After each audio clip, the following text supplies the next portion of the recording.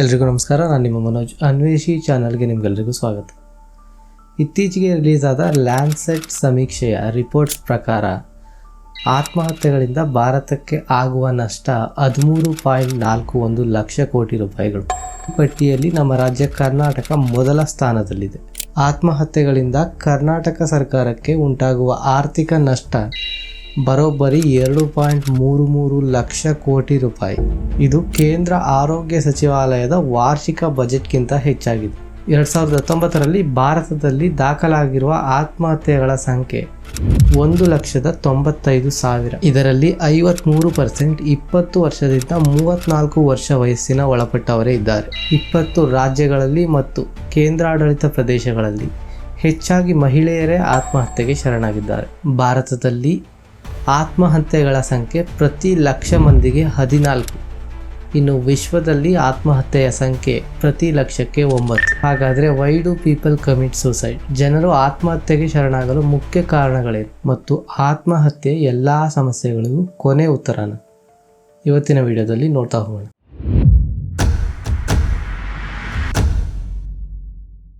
Y do people commit to suicide?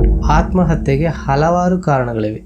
ಆದರೆ ಅದರಲ್ಲಿ ಮೊದಲನೆಯದು ಮತ್ತು ಮುಖ್ಯವಾದದ್ದು ಫ್ಯಾಮಿಲಿ ಇಶ್ಯೂಸ್, ಕಾನ್ಫ್ಲಿಕ್ಟ್ಸ್.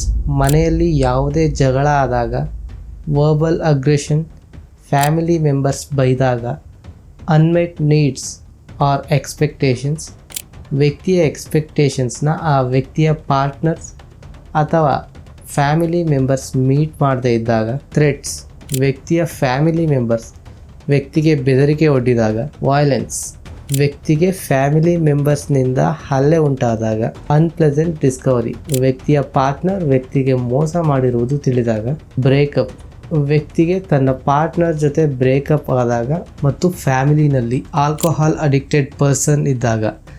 ಈ ಕಾರಣಗಳಿಂದ ಬೇಸತ್ತು ಆತ್ಮಹತ್ಯೆಗೆ ಹಲವರು ಶರಣಾಗಿದ್ದಾರೆ. ಫಿನಾನ್ಷಿಯಲ್ ರೀಸನ್ಸ್, ತಮ್ಮ ನೀಡ್ಸನ್ನು ಪೂರ್ತಿ ಮಾಡ್ಕೊಳ್ಳೋದಕ್ಕೆ ಸಾಕಾಗುವಷ್ಟು ಹಣವನ್ನು ಸಂಪಾದನೆ ಮಾಡೋದಕ್ಕೆ ಸಾಧ್ಯವಾಗದಿದ್ದಾಗ ಕೂಡ ಇದರಿಂದ ಬೇಸತ್ತು ಹಲವಾರು ಜನ ಆತ್ಮಹತ್ಯೆಗೆ ಶರಣಾಗಿದ್ದಾರೆ. ಲೀಗಲ್ ರೀಸನ್, ಕೆಲವೊಂದು ಕೇಸ್ನಲ್ಲಿ ಸಿಲುಕಿಕೊಂಡು ಆ ಕೇಸ್ನಿಂದ ಹೊರಬರೋದಕ್ಕೆ ಸಾಧ್ಯವಾಗದೆ ಅದೇ ಸ್ಟ್ರೆಸ್ನಲ್ಲಿ ಹಲವಾರು ಜನ ಆತ್ಮಹತ್ಯೆಗೆ ಶರಣಾಗಿದ್ದಾರೆ. ಸೋಷಿಯಲ್ ಡಿಸಪ್ರೂವಲ್, ವ್ಯಕ್ತಿ ತನ್ನ ಸುತ್ತಮುತ್ತಲಿನ ಜನರು ಆತನನ್ನು ಜಡ್ಜ್ ಮಾಡ್ತಾರೆ ಅಥವಾ ಆತನನ್ನು ಅವಮಾನ ಮಾಡ್ತಾರೆ ಅಂತ ಕೆಲವೊಂದು ಪರ್ಸ್ನಲ್ ರೀಸನ್ಸ್ಗೆ 4 ಜನ ಏನು ಅನ್ಕೋತಾರೆ ಅಂತ ಸೂಸೈಡ್ ಮಾಡ್ಕೊಂಡಿರೋರ ಸಂಖ್ಯೆ ಕೂಡ ಕಡಿಮೆ ಇಲ್ಲ. ಇದಿಷ್ಟೇ ಅಲ್ಲದೆ ವರ್ಕ್ ಪ್ರೆಷರ್ ಮತ್ತು ಎಜುಕೇಷನ್ನಲ್ಲಿ ಹಿಂದುಳಿದಿರುವ ಕಾರಣಕ್ಕೆ ಮತ್ತು ತಮ್ಮ ಫ್ಯಾಮಿಲಿಯ ಮೆಂಬರ್ಸ್ ತೀರಿಕೊಂಡರು ಅನ್ನೋ ಕಾರಣಕ್ಕೆ ಹಲವಾರು ಜನ ಆತ್ಮಹತ್ಯೆಗೆ ಶರಣಾಗಿದ್ದಾರೆ. ಇದಿಷ್ಟು ಕಾರಣಗಳಿಂದ ಸೋಲು, ಅವಮಾನ, ಚಿಂತೆ, ಹತಾಶೆ ಮತ್ತು ಅಸಹಾಯಕತೆಯಿಂದ, ಕೋಪ, ಭಯ, ಆಂಗ್ಸೈಟಿ, ನಾಚಿಕೆ ಮತ್ತು ಸ್ಟ್ರೆಸ್ನಿಂದ ಜನ ಆತ್ಮಹತ್ಯೆಗೆ ಶರಣಾಗ್ತಾ ಇದ್ದಾರೆ. ಹಾಗಾದ್ರೆ ಆತ್ಮಹತ್ಯೆ ಎಲ್ಲದಕ್ಕೂ ಕೊನೆ ಪರಿಹಾರನ? ಹತಾಶೆಗಳಿಂದ ಬೇಸತ್ತಿರಬೇಕಾದ್ರೆ ಜೀವನ ಇಷ್ಟೇ, ಇನ್ನು ಏನೂ ಮಾಡೋದಕ್ಕೆ ಸಾಧ್ಯ ಇಲ್ಲ, ಈ ಸಮಸ್ಯೆಗಳಿಂದ ಹೊರಬರೋದಕ್ಕೆ ಸಾಧ್ಯವೇ ಇಲ್ಲ ಅನ್ನೋ ಭಾವನೆ ಎಲ್ಲರಲ್ಲೂ ಮೂಡೋದು ಸತ್ಯ. ಆದರೆ ನೀವು ಒಬ್ಬಂಟಿಯಲ್ಲ.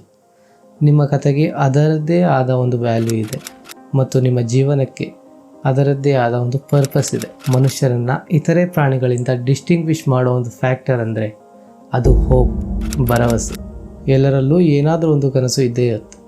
ಎಲ್ಲರ ಲೈಫ್ನಲ್ಲೂ ಫೇಲ್ಯೂರ್ಸ್ ಮತ್ತು ಹಾರ್ಟ್ ಬ್ರೇಕ್ಸ್ ಇದ್ದೇ ಇರುತ್ತೆ. ಇದನ್ನೆಲ್ಲ ದಾಟಿ ಬಂದಾಗ ಮಾತ್ರ ಗೆಲುವು ಸಾಧಿಸೋದಕ್ಕೆ ಸಾಧ್ಯ. ಪ್ರತಿಯೊಬ್ಬರ ಜೀವನದಲ್ಲೂ ನಿಮ್ಮನ್ನು ಪ್ರೀತಿಸುವಂತಹ ವ್ಯಕ್ತಿಗಳು ಇದ್ದೇ ಇರ್ತಾರೆ. ಅವರ ಜೀವನದಲ್ಲೂ ಒಂದಲ್ಲ ಒಂದು ಬಾರಿ ಈ ರೀತಿಯ ಸಿಚುವೇಶನ್ಗಳು ಬಂದಿರುತ್ತೆ. ನಿಮ್ಮಲ್ಲಿ ಹತಾಶೆ ಮೂಡಿದಾಗ ಅಂತಹವರ ಜೊತೆ ಮಾತಾಡಿ.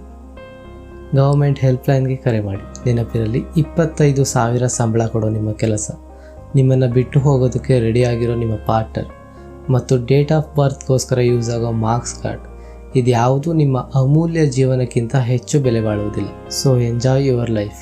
It's one time opportunity. ಮಾನವ ಜನ್ಮ ಅತ್ಯಂತ ಶ್ರೇಷ್ಠವಾದುದು. ಅದನ್ನು ಅಂತ್ಯ ಮಾಡುವ ಮುನ್ನ ಒಂದು ಬಾರಿ ಯೋಚಿಸಿ. ಸ್ಯೂಸೈಡ್ ಕೇವಲ ನಿಮ್ಮ ಸಮಸ್ಯೆಗಳನ್ನು ಮಾತ್ರ ಅಂತ್ಯ ಮಾಡೋದಿಲ್ಲ, ನಿಮ್ಮ ಕನಸುಗಳನ್ನು ಮತ್ತು ನಿಮ್ಮನ್ನು ಪ್ರೀತಿಸುವವರ ಜೀವನವನ್ನು ಕೂಡ ಸಂಪೂರ್ಣವಾಗಿ ಅಂಧಕಾರಕ್ಕೆ ತಳ್ಳುತ್ತೆ.